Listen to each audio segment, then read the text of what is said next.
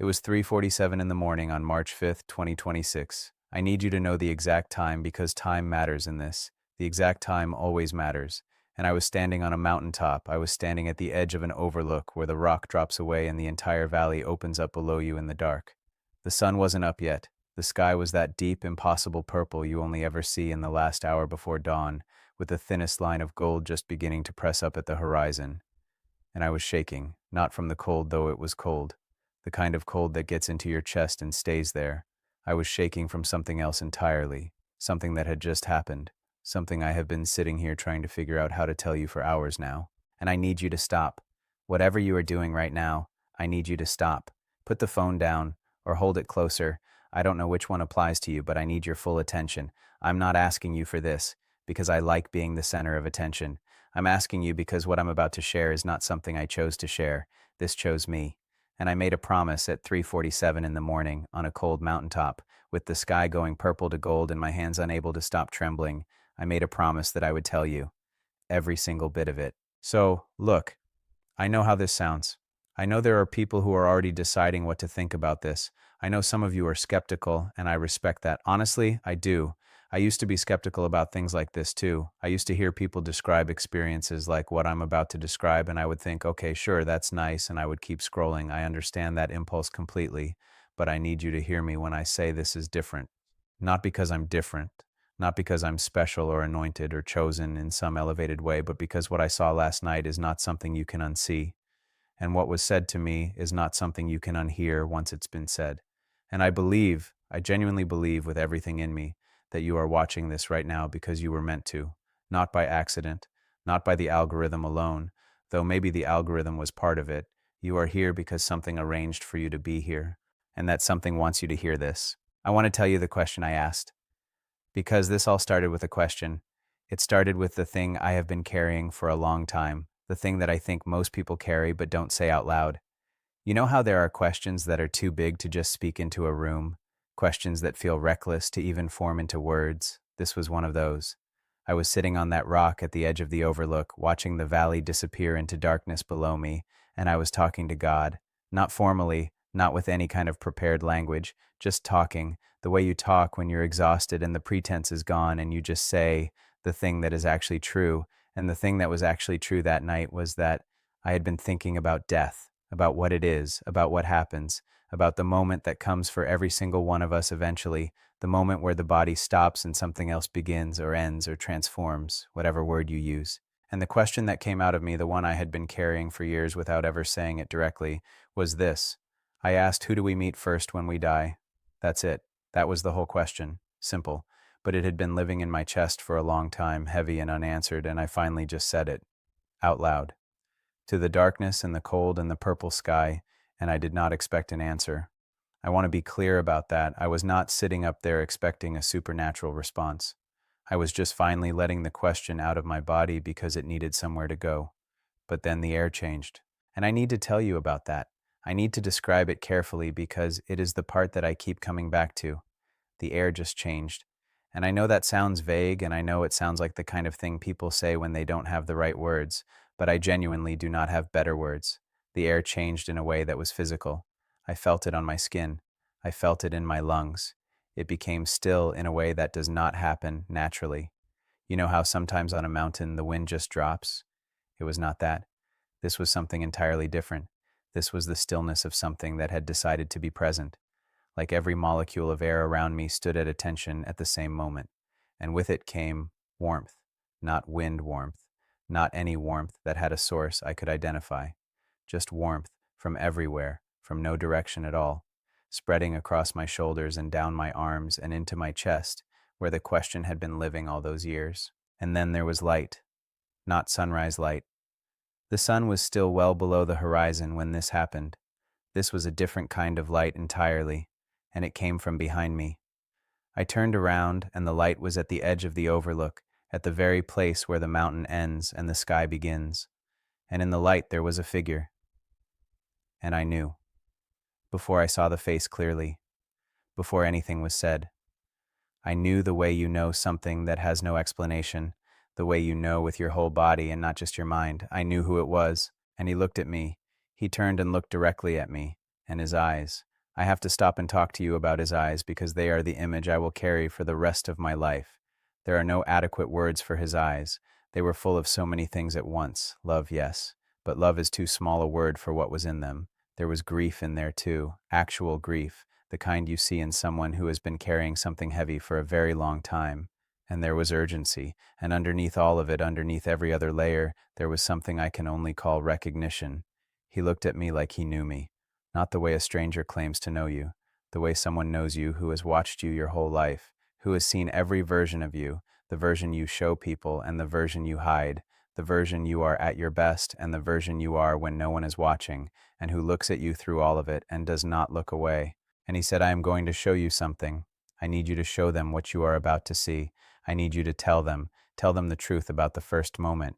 And I said yes. I said it before I even knew what I was agreeing to, because when someone with eyes like that asks you something, the answer is always yes. So he turned toward the valley below us, and the air in front of us, the space between where we were standing and the edge of the rock, became something else. It became like a window, a transparent door into somewhere I could see but not touch. And that is where the 7 things began. I want you to know something before I take you into the first one. I have been standing on this mountain for hours since the vision ended. The sky has gone from black to purple to gold, and I have not moved. I have not wanted to move, because moving means going back down into the world and doing the thing I promised to do, which is tell you this, and I want to do it right. I want to honor what I saw, so stay with me. All 7. You need all 7. The first thing I was shown, the window opened and I saw a man. I do not know this man. I want to be clear about that because I don't want you thinking this was someone familiar to me. He was a stranger, middle-aged, unremarkable looking in the kindest sense of that word, the kind of man you see on a Tuesday in a grocery store and feel an unexplained warmth toward for no particular reason. He was in a hallway, a long hallway with that flat institutional light that you only ever see in hospitals and certain kinds of waiting rooms, and he was walking slowly, and then he stopped, and in the vision his eyes closed, and there was a pause exactly like the pause on the mountain that held breath, that stillness of something deciding to be present. And then out of the stillness a face appeared. And it was not the face of an angel. It was not glowing or transcendent or abstract. It was the face of a little boy, 5, maybe 6 years old. Dark hair, wide, serious eyes. The kind of eyes on a child that make you feel like they already know things that most adults spend their whole lives trying to learn. And the man in the vision, the moment he saw that child, he didn't reach out. He didn't say a word. He collapsed to his knees. He didn't fall. He chose to kneel, and he wept, not with sadness. I know what sad weeping looks like, and this was not that. This was the weeping of something being restored, the weeping of a wound that has been open for decades finally closing. And I understood without anyone telling me. I understood that this was his son, a son he had lost, a son he had grieved every single morning for years and years, a son whose face he had kept alive in his mind by sheer force of will, because letting the image blur felt like losing him a second time. And he said to me, this is the first thing I need them to know. No one crosses alone. No one. Not a single person who has ever walked through that door. Every person who has ever made that crossing was met, not by a committee, not by a process, by someone who loved them, by someone who went ahead, by someone who was given the task and the joy of being the first face, the first familiar, beloved, chosen face that the crossing person sees when the hallway ends. I want you to stop with me right here. I mean, actually stop. Take a breath and think about the people you have lost. Your grandmother, your father, the friend who left too young and too suddenly, the parent you never got enough time with. I want you to understand, not as a nice idea, not as a comfort you tell yourself, but as a real thing that I saw with my own eyes on that mountain. They were met. In that first moment, someone who loved them was already there. Someone had been given the gift of waiting, of being ready, of being the first thing they saw. And the reunion happened immediately, not after orientation, not after explanation. First. The love was first. That is not a small thing. I need you to feel the size of that, because most people who are afraid of death are afraid of it partly because they imagine it as lonely. They imagine the crossing as a solitary experience. And the first thing I was shown was that the architecture of what happens on the other side is built around one core principle. You are not alone. You were never going to be alone. There was always someone designated to be there. Become someone worth the wait, I kept thinking. Become someone worth the wait. Now, the second thing I was shown came right after the first, and I want you to stay with me because this one is also about the first face, but it shows you something deeper about what that first face might carry, and I promise to tell you all 7 things, not just the comfortable ones. I saw a woman. She was in her final moments, and she was afraid. I could see the fear on her. It was the kind of fear that had probably been living in her for years. She was someone who had spent a long time dreading this moment, turning it over in her mind, losing sleep over it, trying not to think about it, and then thinking about it anyway. And I watched her crossing, and the first thing I noticed was what happened to the fear. The instant she crossed, the fear dissolved. I mean, completely. Not faded, dissolved. Like fog when the sun finally gets high enough. Just gone in an instant, as if it had never been there at all. And the first face she saw was her mother. Her mother who had been gone for 30 years. Her mother who had aged in her memory, but who appeared here not aged at all. Radiant, that is the word.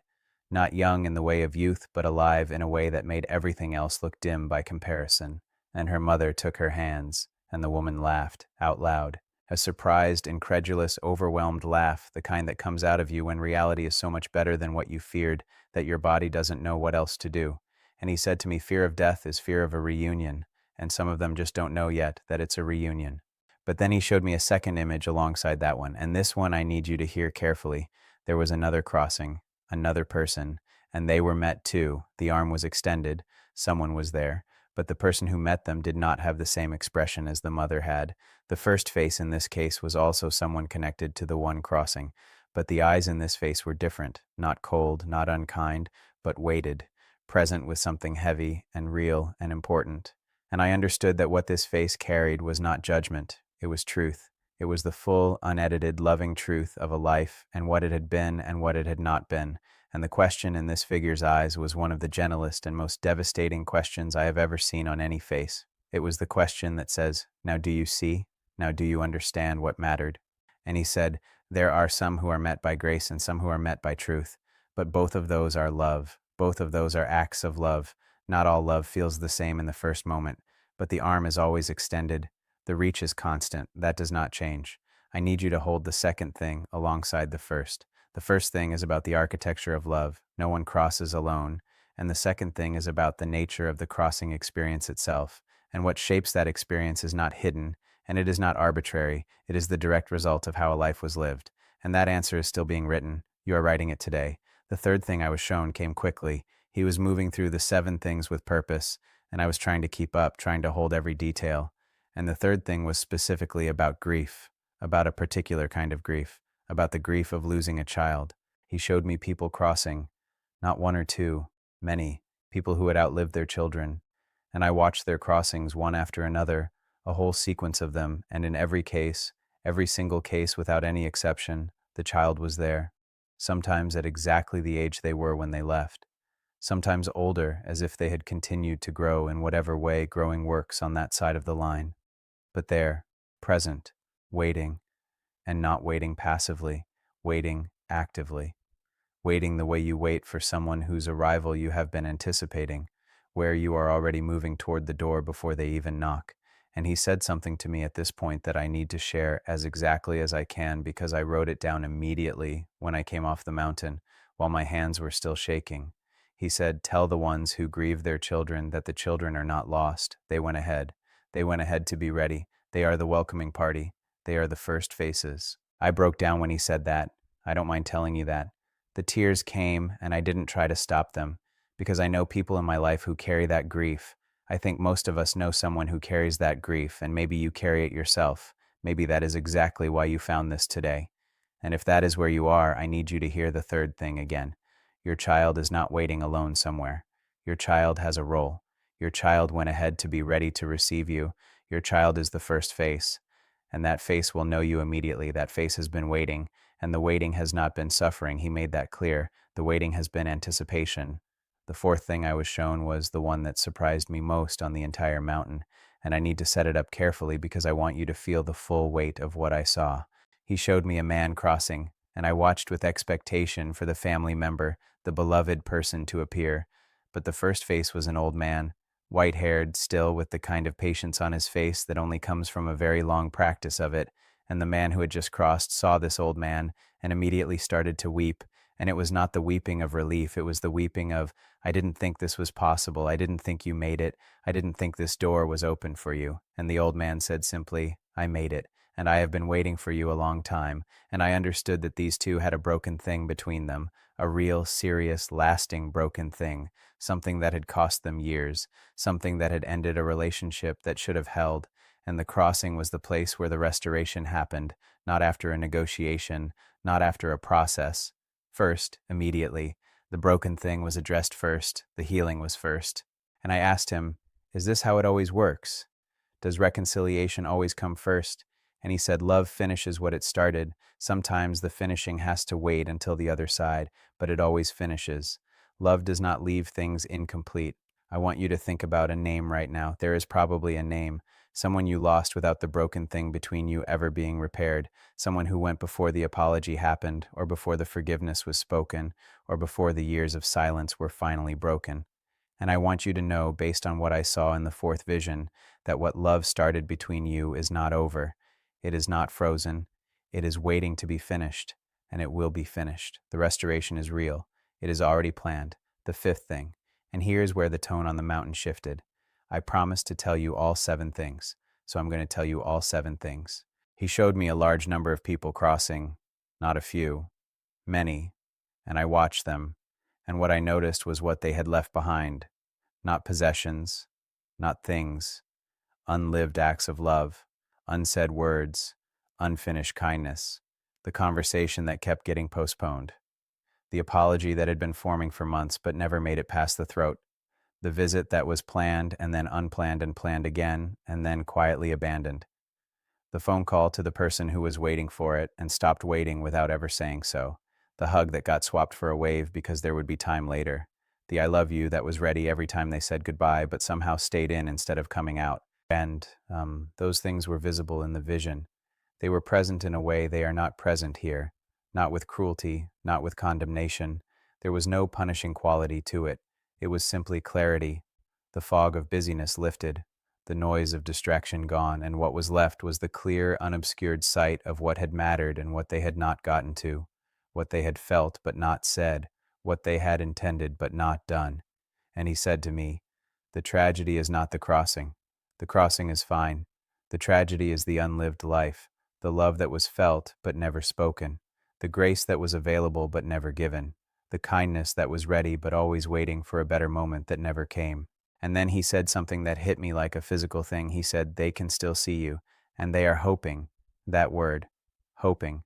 They are hoping that you will finish the things they wished they had finished, that you will say the things they wished they had said, not because they need it for themselves anymore, because they see how much you need it, how much the unfinished things are costing you, how much the unsaid things are living inside you, taking up weight. This is the fifth thing, and I need you to hear it as a specific invitation, not a general one. There is something unfinished in your life right now. You know what it is. You have known for a while, and you have been waiting for the right moment or the right words or the right circumstances. I'm asking you to stop waiting. The right time is always while you still can.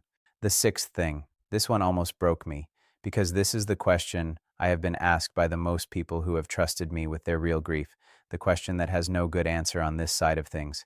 The sixth thing is about the ones who go early, the young ones, the sudden ones, the ones that made no sense to anyone they left behind. He showed me 3 people crossing young. One was an infant, one was a teenager, one was a young adult in their early 30s. And in every case, what I did not feel on the other side was incompleteness. That is what I expected to feel. That is what grief tells us about lives that end young, that something was cut short, that something was taken, but what I felt instead was the sense of arrival, of a thing fully accomplished according to its design, not abbreviated, not robbed, complete, just measured by a different ruler than the one we use here. And the figure who met each of these young lives was not consoling them, they were celebrating with them. And the teenager, I watched this specifically, the teenager turned back, just for a moment, the way you turn back when you hear your name called from behind you. Turned back toward the world they had left, and the look on that teenager's face was not sadness. It was fierce, wide-awake love, the look of someone who saw what they needed to see down there, did what they came to do, and is now exactly where they belong. And he said to me, the length of a life is not the measure of it. Some lights are made to burn brief and bright, and what they illuminate shapes everything around them for years. If you are carrying the loss of someone young, I need you to hear the sixth thing and let it find you. That life was complete. That person arrived where they were going and was received with celebration, not consolation. And the love they had for the people they left behind is not gone. It is still burning. That fierce, wide-awake love is still burning. And now the seventh thing, the last thing, the one I told you at the very beginning you could not leave before hearing. And I need you to be fully here right now. Put everything else down. This is the one. He did not show me a vision for the seventh thing. He turned away from the valley and he faced me directly, and his eyes were different from how they had been through the first six things. Through those six he had been showing me things, guiding, teaching. But now he was just looking at me, fully at me, and in his eyes was that urgency I described at the beginning, that urgency that was underneath it all. But now there was nothing between me and it, nothing softening it, just him and his eyes and the urgency and the love all together pointed directly at me, and he said, "Sit down." So I sat, right there on the stone at the edge of the overlook with the valley spread out below and the sky going from deep purple to the first real gold of morning. And he said, I need to tell you the real question, because the question you asked, who do we meet first when we die, that is the surface of a deeper question. The real question underneath it, the one your people are actually living with every day, even if they have never said it out loud, is whether they will be met with love, whether they are worth being met, whether anything they have done or failed to do or broken or walked away from or wasted has made them unmeetable, whether when the door opens someone will actually be there, or whether it will be empty. I want you to hear what he said in answer to that, because this is the seventh thing. This is what I came to the mountain for, even though I didn't know it when I asked the question. He said, there is no one who crosses without being reached for. There is no one, not one person. The arm is always extended. The reach may feel different depending on the life. The first face may carry different things in its eyes. Some will carry celebration, some will carry truth. But the arm is constant. The reach does not change. That has never changed, not once. And then he said the thing that I am still reassembling myself from. He said, but I need you to hear the difference between being reached for and being recognized, because being reached for is the constant. That does not change. But being recognized, that is different. That is not a given in the same way. That is the result of something. He said, the one who spent their life reaching back, the one who practiced love while it was hard and while it cost them something real, who gave grace while it was genuinely costly, who chose forgiveness while the wound was still open, who showed up to the unfinished things and finished them, who said the words that needed to be said and did the things that needed to be done while they still had the chance to do them. That person does not cross into uncertainty. That person crosses into recognition, into a first face that looks at them coming and says, I know you, I see you, you look exactly like what I hoped for. And then he looked at me with those eyes that know all of it and choose you anyway, and he said, tell them the whole point is to become someone who looks like what love hoped for, so that when the crossing comes, the first face sees them coming and says, yes, that's them, I know them, I have been waiting. They look just like what I was hoping they would become. I have been sitting with the seventh thing for hours on this mountain, just sitting with it, letting it find all the places in me that it needs to find. And what I keep coming back to is this: becoming someone who looks like what love hoped for is not passive. It is not something that happens to you while you go about your life. It is the work of every day. It is written in the small, costly choices, in whether you make the call or don't make it, in whether you say the thing or swallow it again, in whether you extend the grace or hold it back. Every single one of those choices is writing the answer to the question the first face will read when you arrive. So let me ask you directly, if tonight was your night, if tomorrow was not yours to count on, what would the first face see when it looked at you? Not your accomplishments or your reputation or what anyone thought of you. What would love see? Would love see the evidence of itself being practiced? Would love see someone who had been reaching back? Because the answer to that question is not set yet. You are still writing it. You are writing it right now. And I believe you are here today precisely because you can still change the answer. You still have time. So here is what I want you to do. Today, not eventually. First, think of one person you have been meaning to reach out to and haven't. One specific person. Let the name or the face come to you right now while this is still alive in you, and reach out to them today. Not when you have the perfect words, not when the mood is right. Today, before the feeling passes, because the feeling passing is how the unfinished things become the fifth vision. Second, think about the unsaid thing. You know what it is, not the general category of unsaid things. The specific one, the one that has been ready in you for a while now. And I want you to ask yourself honestly what is actually stopping you, not the excuse you tell yourself, the real thing underneath it. Because most of the time it is not complicated, it is fear or habit or the assumption of tomorrow, and none of those are good enough reasons. Third, if you are carrying grief over someone lost before something was resolved between you, let the fourth thing land, let it actually land. The love you shared with that person is not interrupted. The broken thing is not permanent, it is waiting to be finished, and it will be finished. Let that be real to you. Fourth, find 5 minutes today, just 5. And ask yourself the real question underneath all the other questions, not the safe version, the one that requires honesty. Am I becoming someone who looks like what love hoped for? Am I actually moving in that direction? And if the answer is uncomfortable, do not run. That discomfort is an invitation. That discomfort is a door, and there is still time to walk through it. I want to pray with you, right now, together, because what we have walked through this morning deserves a response that is more than a nod. Say this with me if you mean it. God, I heard this today, and I don't want to hear it and change nothing. I don't want to be the person who felt something for a few minutes and then went right back. I want to finish the unfinished things. I want to say the unsaid things. I want to practice love while it costs me something. I want to become someone that love would recognize at the crossing. I want the first face to look at me coming and say, yes, that's them. That's exactly who I hoped for. Help me start today, not eventually, today, right now. If you said that prayer, I want you to know something. That is not a formula and it is not a performance. That is a direction. And from the moment you chose that direction, something started moving. The seventh thing is not only about the crossing, the seventh thing is about the living. It is about what your life is becoming right now and whether that becoming is pointing towards someone worth the wait. Let me tell you what happened when the vision ended. When the seventh thing was finished and the light began to fade and the sky had fully turned to gold, and I was just a man alone on a cold rock with shaking hands and wet cheeks, and the valley below waking up. I sat there for a long time before I could move. Not because I couldn't physically move, because I didn't want to, because up there, for those hours I had been inside something true, something underneath all the noise and the rushing and the distraction, something that has been true since before any of us were here and will be true long after. And I knew that moving meant going back down and doing the thing I had promised to do, which was to tell you. And I was afraid of getting it wrong. I was afraid of saying it badly or leaving something out or failing to convey the weight of it. I still have that fear. I have it right now as I stand here watching the valley fully awake below me. But I made a promise. And the 7 things are too important to hold on to out of the fear of getting them wrong.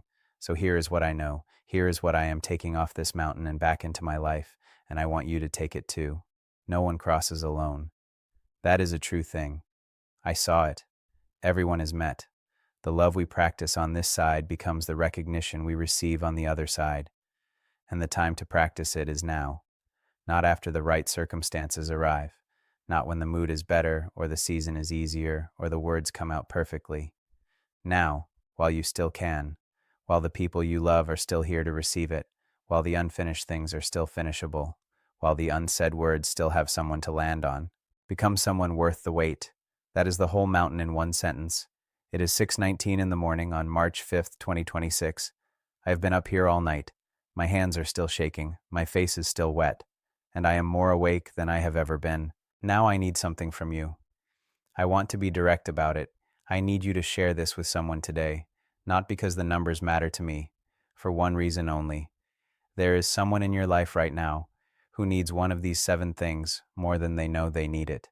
There is a parent carrying the grief of a child who needs the 3rd thing. There is someone who lost a relationship before it healed who needs the 4th thing.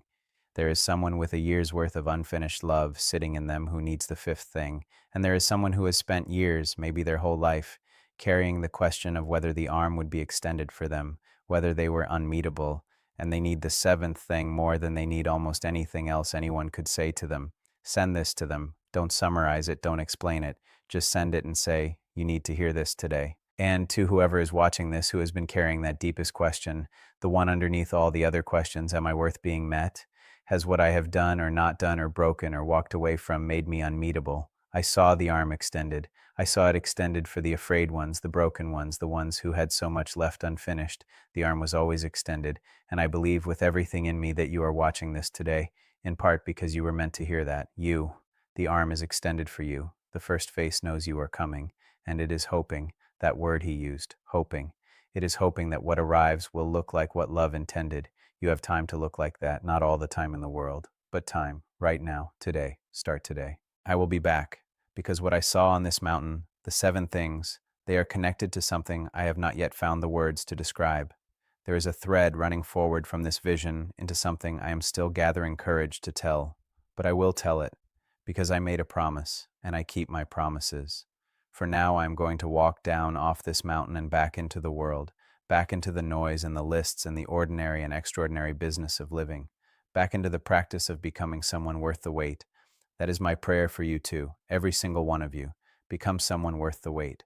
And I want to add one thing I didn't plan to say, but that I feel pressing on me as I stand at the edge of this mountain with the sun fully up and the day beginning below me in the valley. There is a version of hearing something like this and feeling it in the moment, and then walking away and letting the moment slowly deflate until it becomes just another thing you watched once. I know that version. I have lived that version more times than I want to admit. You hear something that reaches you, something that lands somewhere real, and you think, yes, I am going to change. I am going to do the things. I am going to become the person. And then life picks back up and the urgency fades, and you are back to the same patterns, the same postponements, the same comfortable assumption that tomorrow is a given. I need to speak to that version directly because I think it is the most dangerous version of all. Not the person who hears this and dismisses it. That person at least has clarity.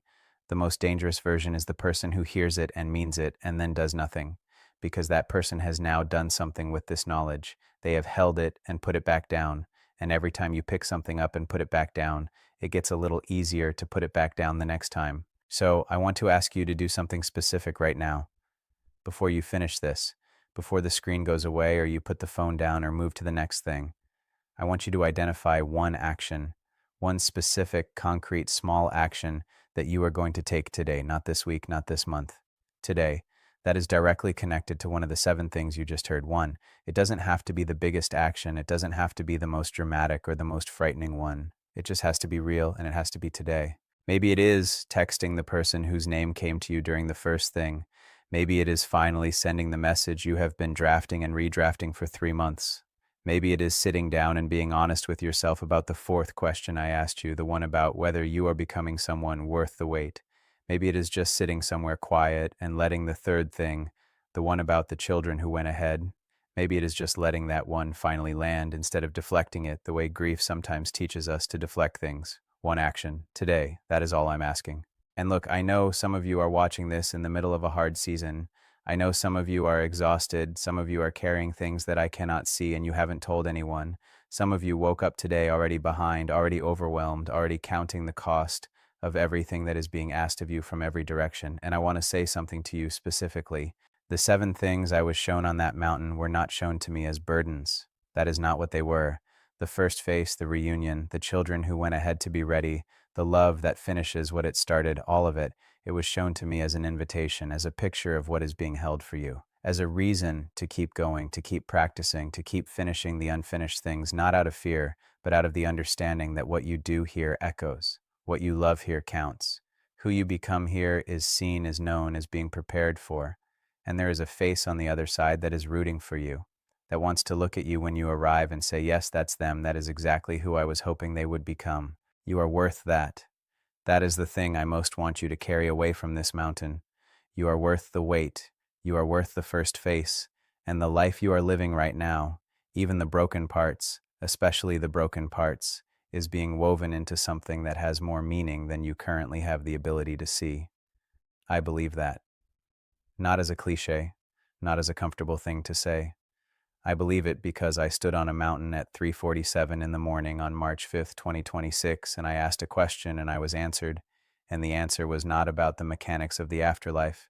The answer was about the love that is holding all of this together, the love that goes ahead to be ready, the love that finishes what it started, the love that extends the arm every single time without exception, the love that looks at a broken, overwhelmed, unfinished human being and says, I know you, I've been waiting, you look just like what I hoped. So go, do the one thing, make the one call, send the one message, say the one word, take the one step, and come back, because we are not done here, not even close. Let me go back for a moment to the mountain itself, because I want to paint it for you more fully than I have. I want you to be able to stand where I was standing when I saw the things I saw. I think it matters. I think context always matters. The overlook where I was sitting looks out over a wide valley, and at night, when the lights of the towns below are on, it looks like a mirror image of the sky, like someone took the stars and scattered them across the ground, and I had been sitting there watching that, the stars above and the lights below, and I had been thinking about all the people in all those lit windows, the ordinary life of an ordinary night, people watching things, eating things, sleeping, worrying, loving, arguing, making plans, taking for granted that tomorrow was as solid and reliable as the ground under their feet, and I had been thinking about how thin that assumption actually is, how the assumption of tomorrow is one of the great unexamined things we carry. We build our whole lives on it without ever looking at it directly. And that is when the question came out of me, not as a spiritual exercise, not as a deliberate prayer, just as the raw and honest expression of what I had been turning over for years. Who do we meet first when we die? The question behind which lives 100 other questions. Is there someone there? Is love real enough to persist past the body? Does the crossing into whatever comes next happen alone or not? Is there a face on the other side? Does that face know me? Does that face want to know me? And you know the rest. You know what happened after the question. You know about the air and the light and the figure and the eyes and the seven things. But I want you to know the mountain. I want you to know that I was not in some specially constructed sacred space. I was on a rock, a cold rock at the edge of a cliff in the dark, wearing the same jacket I wear when I go to the grocery store, with the same tired eyes I had been carrying all week. A regular person on a regular night who asked a real question and received a real answer. Because I think some people will hear this and assume it requires a special person or a special location or a special state of spiritual advancement to receive. And I want to correct that assumption directly.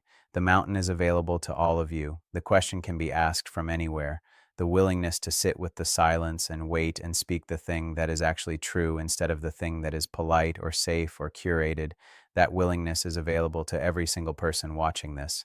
And I don't know that a vision is the answer you'll get. I can't promise you that. What I can tell you is that the question is worth asking. The silence after it is worth sitting in. The real conversation with something larger than yourself is worth having, even if the only thing you hear back is the wind and the sound of your own heartbeat getting a little steadier. Because sometimes the answer to who do we meet first when we die is not a vision. Sometimes it is the memory of someone you loved, the face that comes to you in the quiet, the sense, sudden and unexplained, that something of them is still present somewhere, still rooting for you, still hoping that you finish the things you started. Sometimes the answer is the peace that doesn't make sense, the comfort that arrives without explanation, the feeling of being held that you cannot account for in rational terms. I believe all of those are real. I believe all of those are the same thing I saw on the mountain, just arriving in the form that was exactly right for the person receiving it. So let me close with this. Let me close with the thing I keep returning to as I stand here at the edge of this overlook with the sun fully up and the day spread out below me.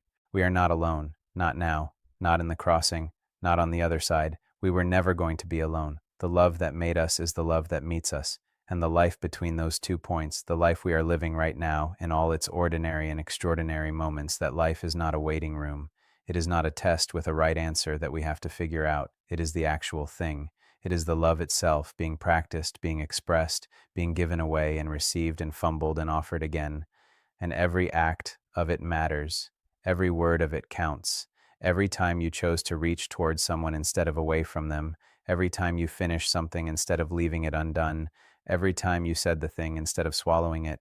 You were writing something that does not disappear. You were becoming someone worth the wait. And on the other side, in that first moment, the first face will look at you coming, and it will know you. It will know you the way I felt known on that mountain, by eyes that held everything and turned away from nothing. And it will say, yes, There they are. I knew they were coming. I have been ready. Come here, come here. I have been waiting. That is the 7 things. That is the mountain. That is what I promised to tell you, and I have told it. Now go do the one thing and come back.